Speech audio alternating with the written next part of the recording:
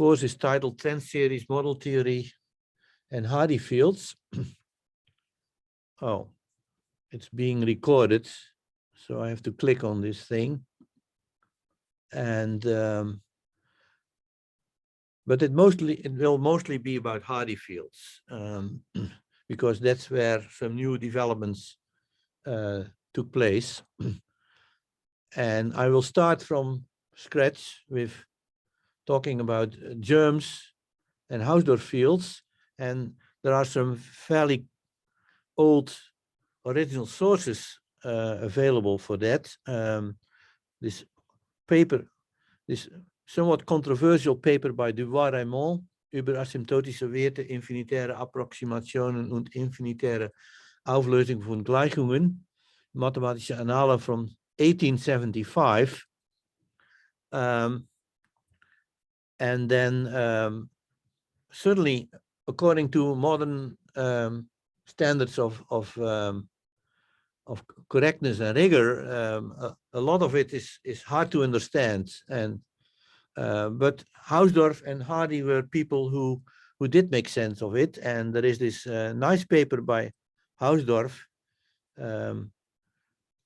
which appeared in a somewhat obscure place from 1909, but it's quite interesting to read it, because he also introduces there something which we now recognize as a back and forth argument. And then there is, of course, the Artin-Schreier, famous Artin-Schreier paper on real closed fields. And then this much more recent paper by Bozier-Nitzan, an extension of Hardy's class L of orders of infinity. So those are the main sources for today, and maybe partly also what I say on Thursday. Okay, so let me then start with the math and introduce a big ambient ring in which we are going to work, namely, so 1.1 C, curly C is the ring of germs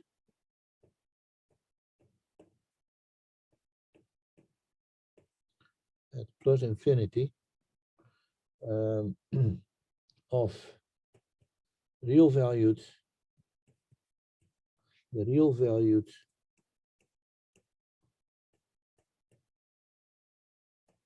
functions whose domain is a subset of R, whose domain is a subset of R of the real line. And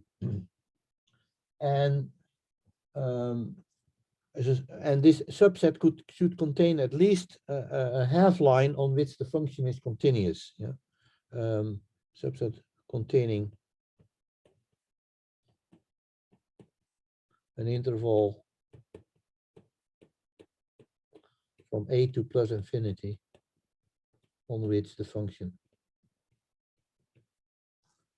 Yeah, so I'm not actually assuming that a function is continuous on the whole real line or on its whole domain, but only on some end interval plus infinity on which the function is continuous.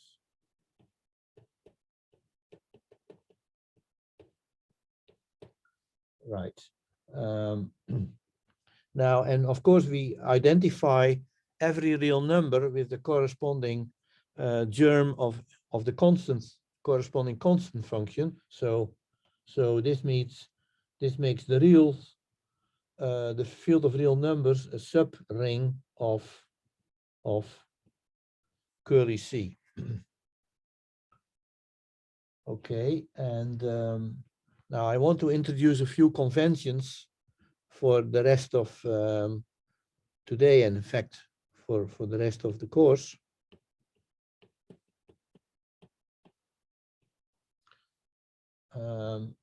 Yeah, it will be very convenient to denote a germ by the same letter as a representative of the germ. Yeah, strictly speaking, a germ is an equivalence class of functions, because we identify two such functions when they agree on an interval from a to plus infinity.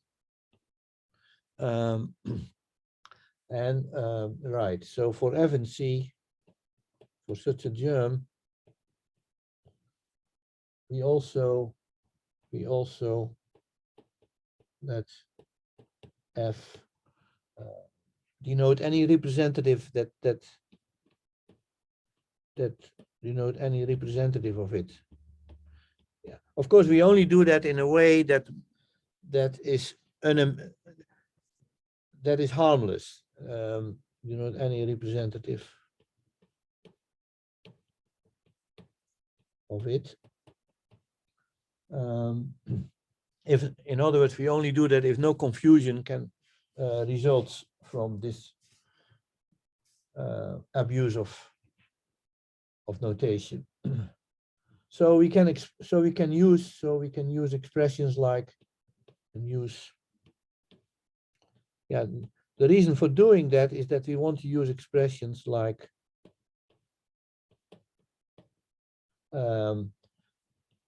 ft goes to 0 as t goes to infinity or plus infinity.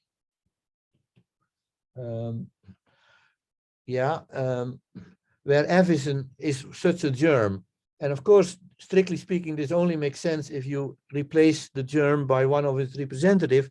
But it doesn't matter which representative you take. The true value of this statement will not depend on which representative. So that's why we adopt this convention.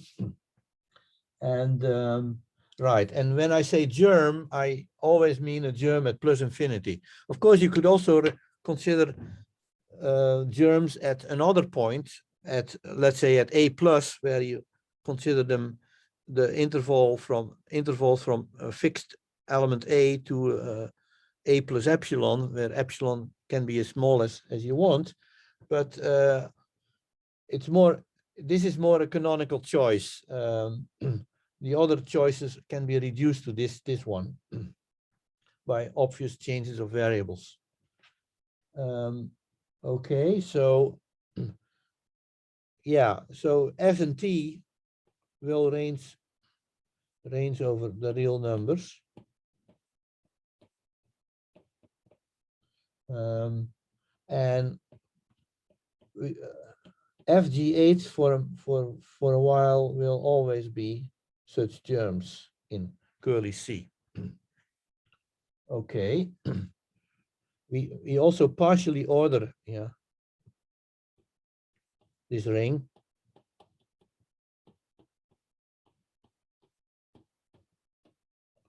In the obvious way, F less than or equal to G, if and only if, and here I'm making use of this convention, Ft is less than or equal to Gt, eventually. Yeah. That means for all sufficiently large t.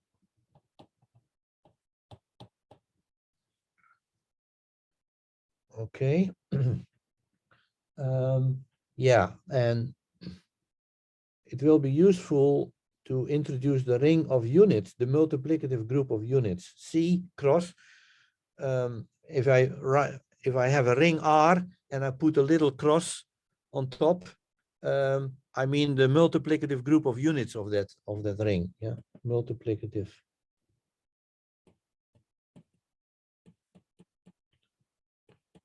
The cross indicating, multiplicative group of units. Yeah, please interrupt me, or if anything is unclear. Right. So we also do that for other rings that come up.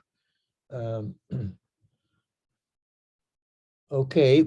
Now, besides this partial ordering, it will also be useful to have the following. notation, F is eventually smaller than G. That means Ft is less than Gt eventually. Yeah. Of course, this is stronger than just saying that F is less than or equal to G, but not equal to G. Right. Okay, one useful fact, very obvious, but nevertheless worth noting.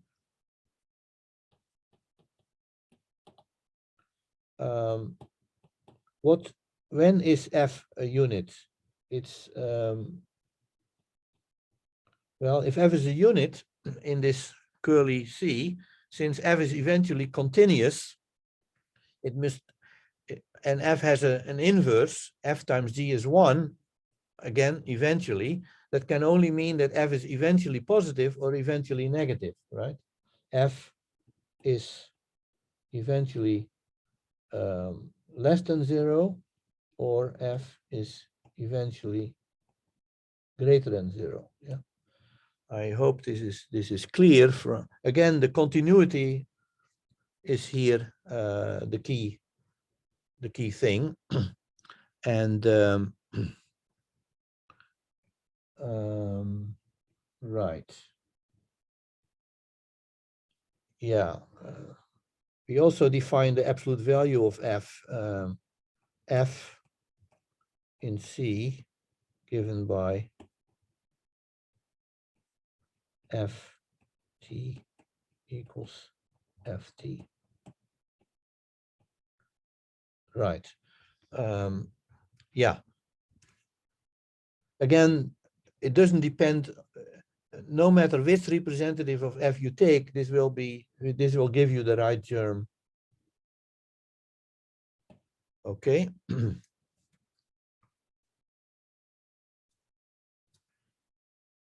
Now 1.2 section subsection 1.2. I want to introduce some asymptotic relations. In fact, you have seen these asymptotic relations defined yesterday, but for ordered fields, but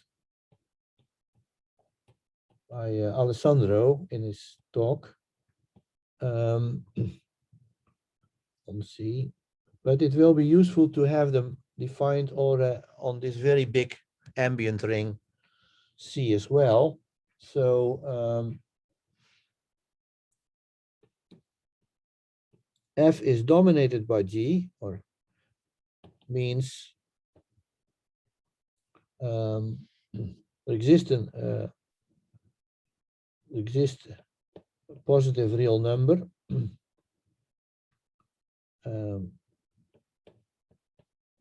Yeah.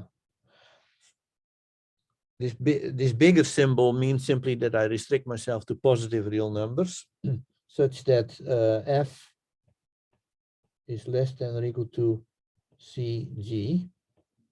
Yeah, so that means again, ultimately Ft is an absolute value less than C times dt, or you can also think of it in terms of the Landau notation, F is big O of G, right? But for various reasons, these notations that I'm introducing now are very convenient. For example, this already suggests, because the symbol looks like less than or equal to, this suggests that this is a transitive relation, and that is indeed what it is.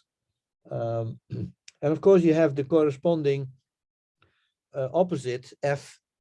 Yeah, you can also write this as F equivalent to, by definition, G dominates F, right? That's just an alternative notation. And F strictly dominated by G if and only if for every positive C, F is less than well, maybe I should say eventually less than CG. Or if you like, yeah, in Landau's notation, this would be F is little O of G. But this can also be written as F. As first of all, this forces G to be a unit, and then it makes sense to talk about the quotient ft over gt goes to 0 as t goes to infinity. Yeah, I should perhaps write plus infinity, but I usually just write infinity because I don't think there's any misunderstanding possible here. Right. And again, this is the same as saying G strictly dominates F. Right. Then F asymptotic to G, or no, not, I guess, I'm not sure how Alessandro called this, this notation. Means simply that F is dominated by G and G is dominated by F. Yeah. Yeah, well, how do we pronounce this? I can't remember now. F is asymptotic to G, or F is comparable, maybe. Say again? Comparable.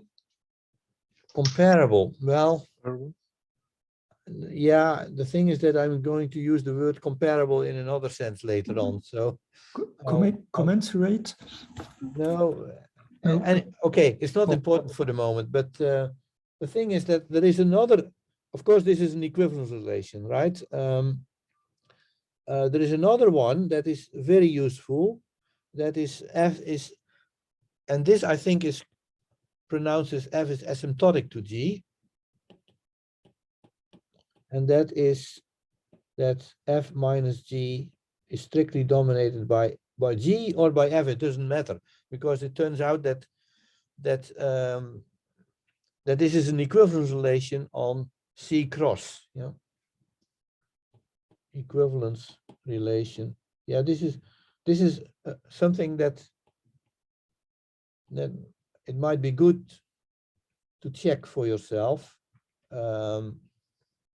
Although the definition, the right-hand side here doesn't look symmetric in F and G, it actually is, and it forces F and G both to be units. And right.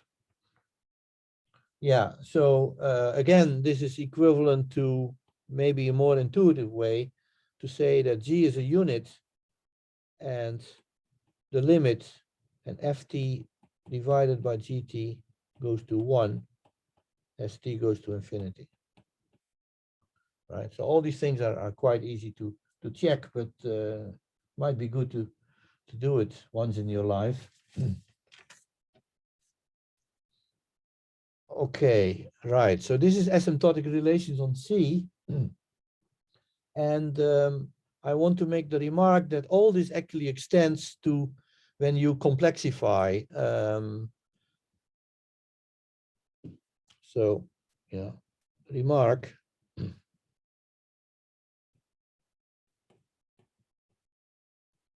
Yeah. All this, except the thing that I said about partial ordering and all this, except for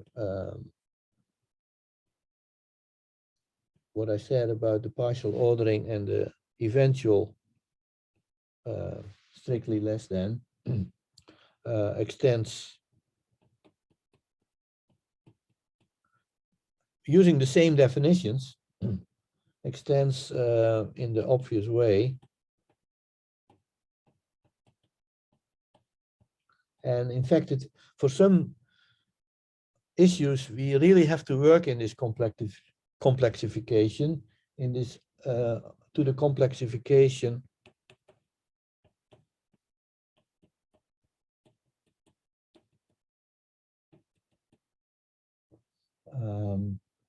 Let me CI, right? So you join the imaginary I, C plus CI. And this consists of, well, this you can think of this as the ring of germs at plus infinity of complex valued functions, whose domain is again a subset of the real line, and the domain should contain at least an interval from a to plus infinity on which the function is continuous. Yeah, and of course, C is a subring of Ci. And you can think, yeah, I already said, you can think of the elements of this as complex valued functions or germs of complex valued functions.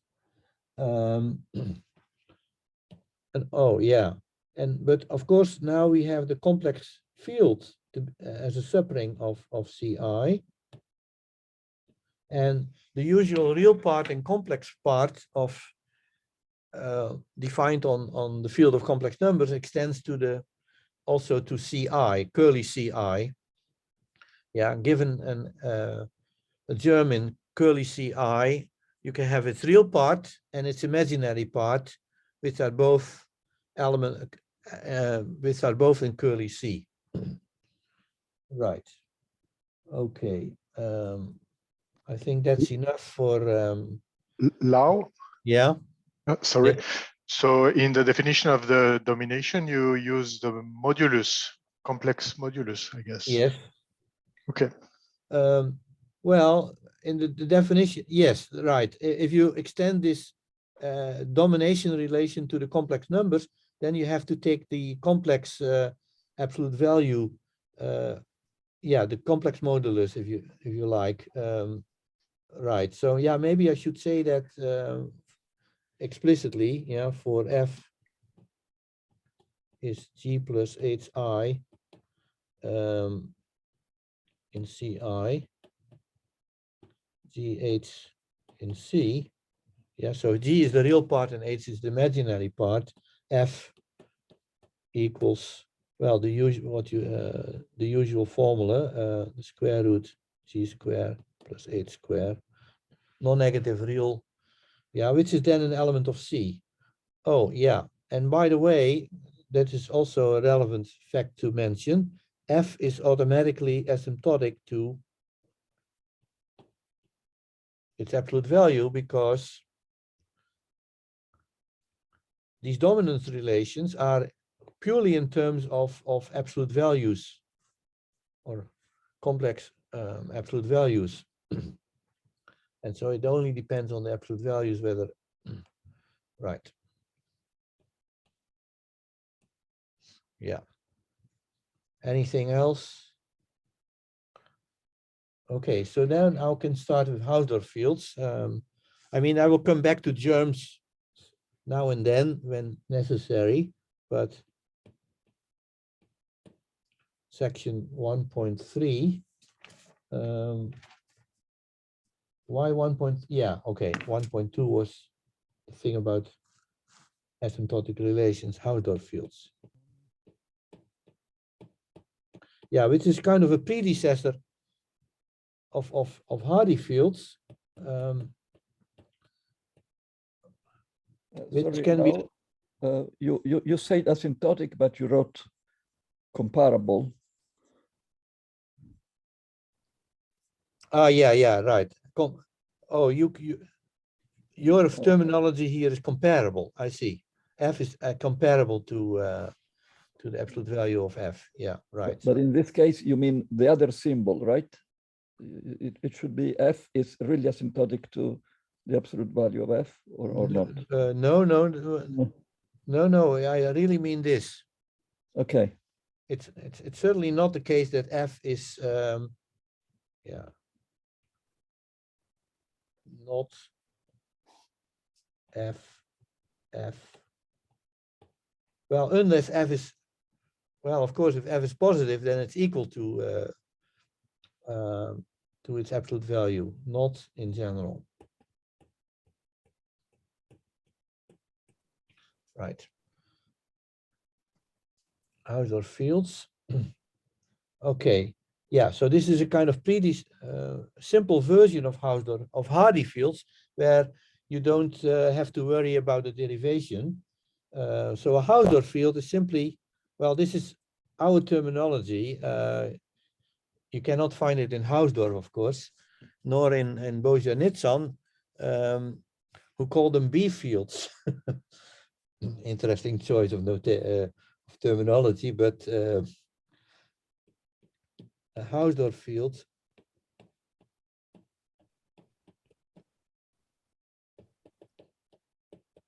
is a subfield is simply a subfield of curly C. In other words, it's a subring. It's a subring of curly C, which happens to be a field. And here, Yeah. yes. Is that a question? Well, okay. Examples there are some obvious examples. Of course, you can simply take fields of constants, right? You can take Q, R, but Qx, Rx, for the moment, those are the more obvious examples. And here X is my standard notation for the germ of the identity function, right? Where X is germ of the identity function on R.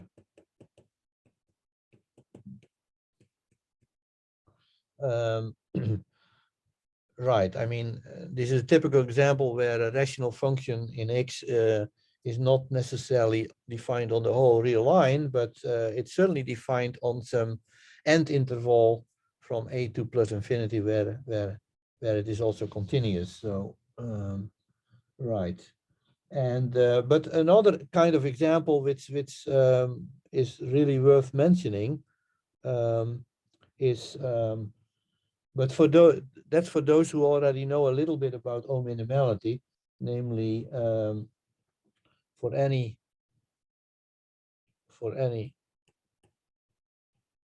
O minimal expansion R tilde of the real field, the real ordered fields. So that's simply the field of real numbers equipped with extra operations that, but make it still O minimal, real ordered field. H, the corresponding H R tilde is the germs of all definable functions, germs of definable in R tilde, of course, yeah, definable germs of definable functions from R to R, right? Yeah, of course, you can also take definable function just defined on some interval from A to plus infinity, but that doesn't make any difference because you can always put it equal to 0 on the rest of R. Right. And so, yeah, and those who know about O minimality will definitely recognize that that this is a field, right? And some obvious consequences is so let H be let H be a Hausdorff field from now on, or till further notice. Yeah, be a Hausdorff field.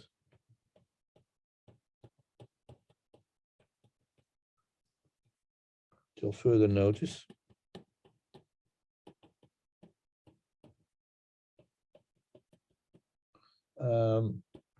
And then some obvious consequences of the definition, H is an ordered field.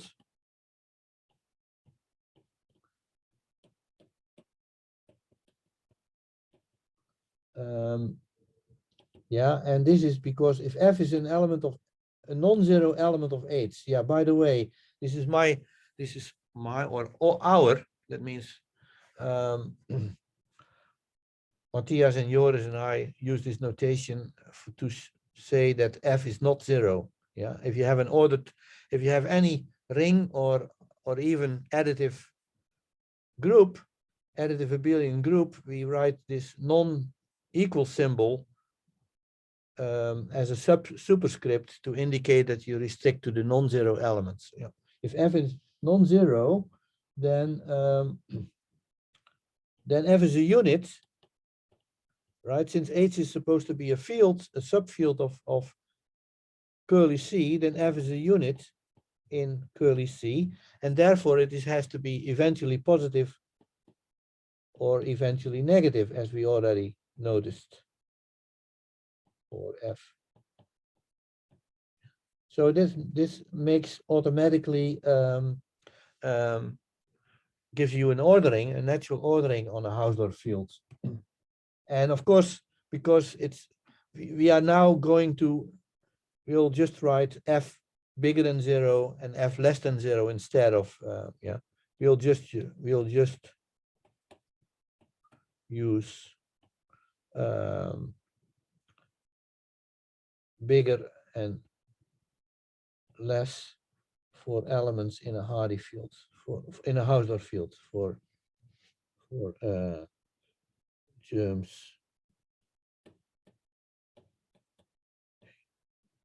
Fixed Hausdorff in a Hausdorff field. Instead of this eventual notation.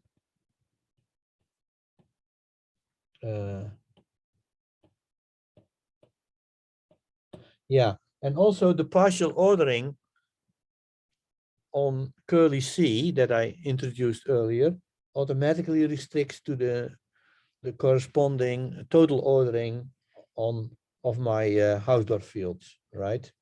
So yeah, here I can already insert an exercise which certainly should be done by the students or by anyone who really want to follow this.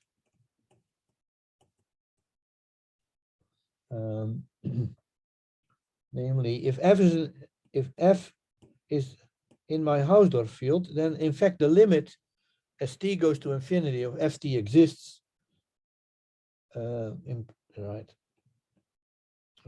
Limit as t goes to plus infinity ft. Again, just replace f by any representative. What is, of course, it doesn't matter which one you take here, but this limit will exist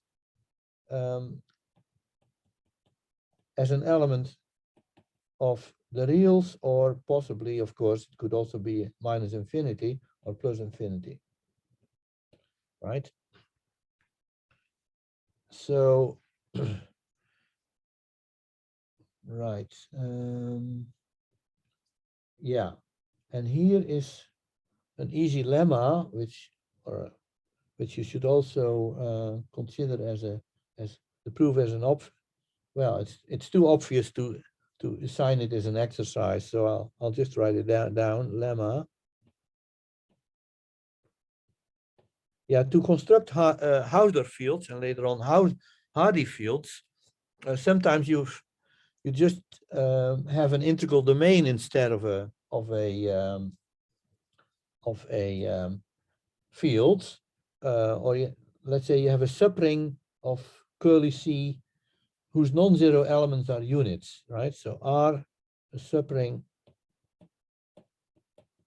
of curly C, and suppose its non-zero elements are all units in curly C.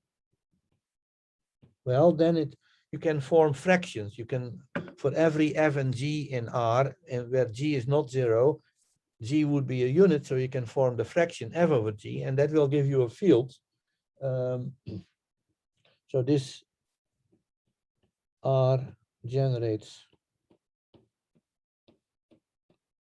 a Hausdorff field, which is basically just a field of fractions inside curly C. Hausdorff fields frac R viewed as a subfield of, in the obvious way, sorry, not of, as a subring of curly C. Now it goes away again. I have to get used to this erasing facility. Right. Okay.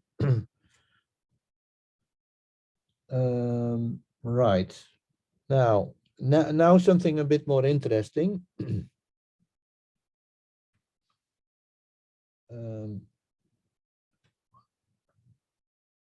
Yeah, in fact, the special case of the following, special case. Before I state the general result, let me, special case. If F is a positive element of my Hausdorff field, yeah, then you can always adjoin the square root of it. Yeah.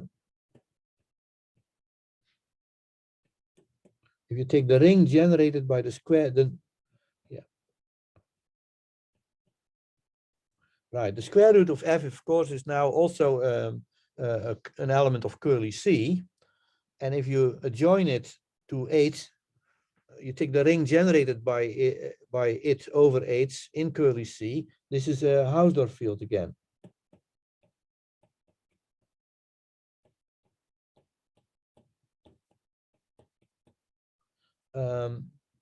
Right. So that's a special case of the following general lemma, which I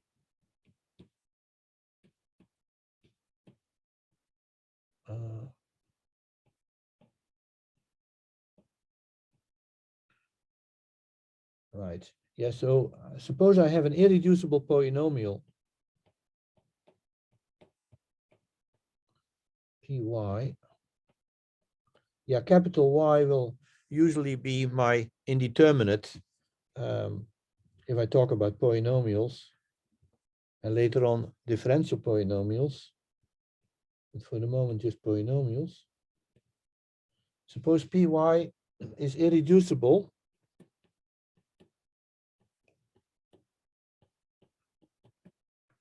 Of course, this includes in particular that it has positive degree. And I have a germ which is a 0. I have an element of curly C, which such that P, when you plug little y in for capital Y, gives you the 0 germ, then in fact, H, you can adjoin, you take the ring generated by this germ over H, that is again a Hausdorff field.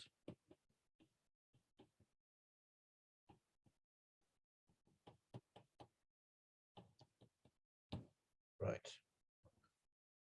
And the proof of this is quite easy using some, algebraic argument. Right. If you, yes, yeah, maybe before we do that, why is what I wrote on top here a special case? Well, if F is not yet a square in H, F is positive in H, but not a square in H, then you can form the polynomial capital Y square minus F. And that would be an irreducible polynomial. And that would have little y, or sorry, that would have F as a 0, yeah? Wait, sorry, no. I'm getting I'm confusing things. So consider the polynomial capital Y squared minus little f, and then for little y equal to the square root of f, you do have capital P of little y is 0. And so in this way, you see that that what I claim to be a special case of this lemma is indeed a special case. Okay, anyway, the kernel of the evaluation map, the kernel of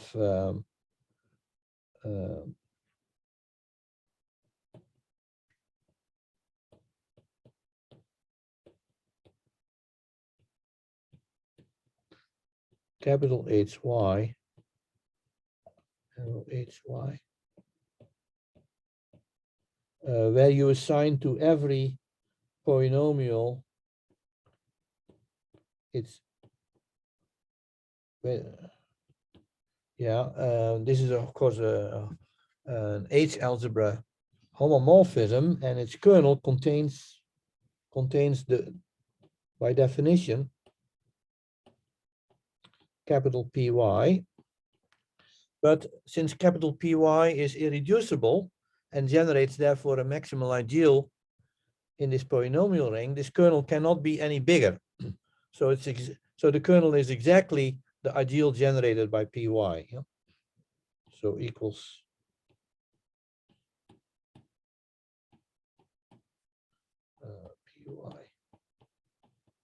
PY HY.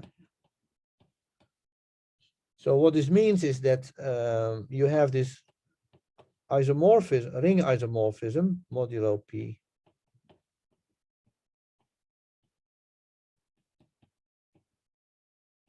And you know that the left-hand side here, if you mod out by a polynomial, irreducible polynomial, you get a field.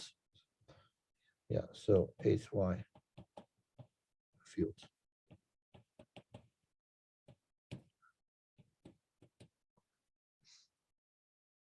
And therefore a Hausdorff field, since it's a subring of, this is by definition the subring generated by little y over H in curly C.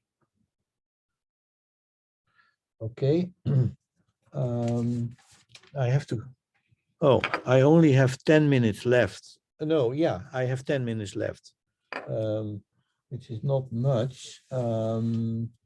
And so, but now I can state a really important proposition, which I'm not wondering if I can actually have the time to prove it, but let me at least state it.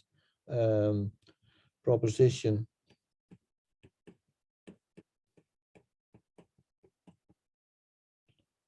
133. So now I start with an irreducible polynomial, and I actually want to not just assume that you have a 0 of it in curly C, but I want to show that under certain circumstances there is such a 0. So proposition 133, let again PY be an irreducible polynomial in HY be irreducible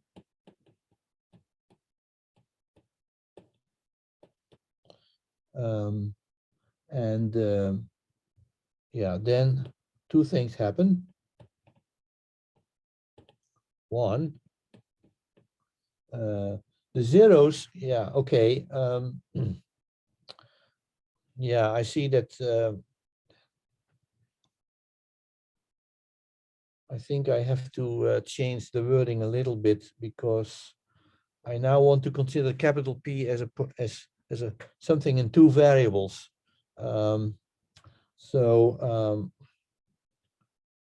Yeah, let me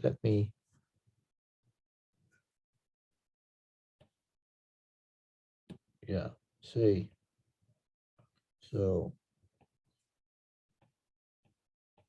Yeah, of course, P can now be written as, say, P y equals. I want to consider it as a function in an extra variable t. It's let's say a0t y to the n plus a1t y to the n minus 1 plus ant, where I consider the a0, a1 up to an as elements of curly C, yeah, where, or actually elements of capital H, yeah, where a0, a1 up to an are the coefficients of the polynomial in H, and a0 of course is the leading coefficient, and n here is greater than or equal to 1 because the polynomial being irreducible has at least positive degree. Right, so I also indicate the variable t to indicate that we think of these as functions in t for large t, right? Okay, so then there are two things I want to claim.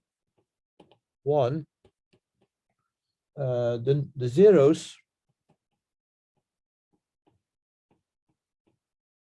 of capital P T Y, yeah.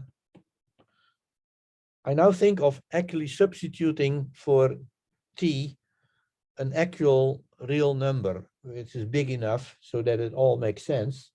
And the zeros of this a0t y to the power n plus ant in the complex numbers. Oh, well, of course, this polynomial is a polynomial. This is an element of RT, RRY, for large T.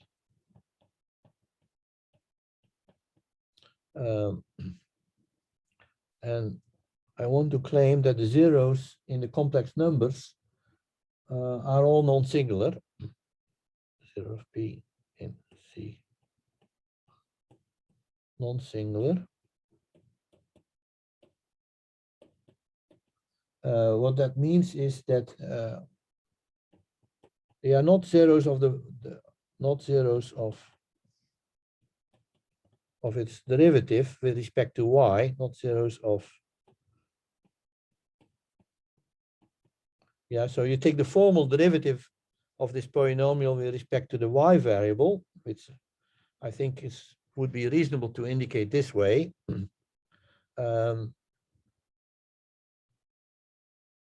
Well, again, I have to plug in t to make sense of this, right? I mean, I fix a large real number t, and then I can say that the zeros of this in C are not zeros of this derivative. That's one part. And secondly, the number of real zeros is constant. Yeah, the number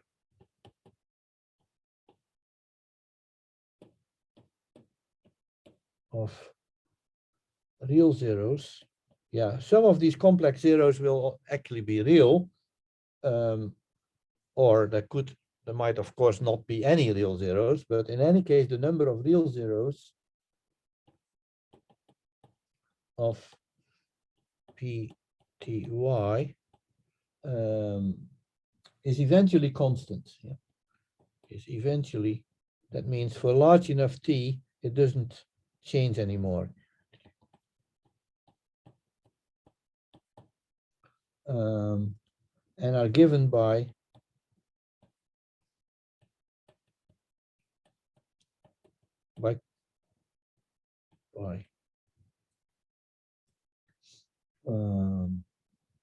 germs y1 eventually less than y2 eventually less than yd in C, in curly C. Right. So maybe I should draw a picture. Yeah, if this is the t-axis, and this is the capital Y-axis, then for large enough t, these functions these zeros look like that. Yeah.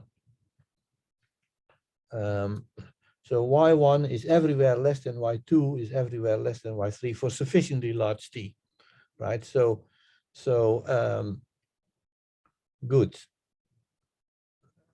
Oh, let me see. I think I'm out of time, right?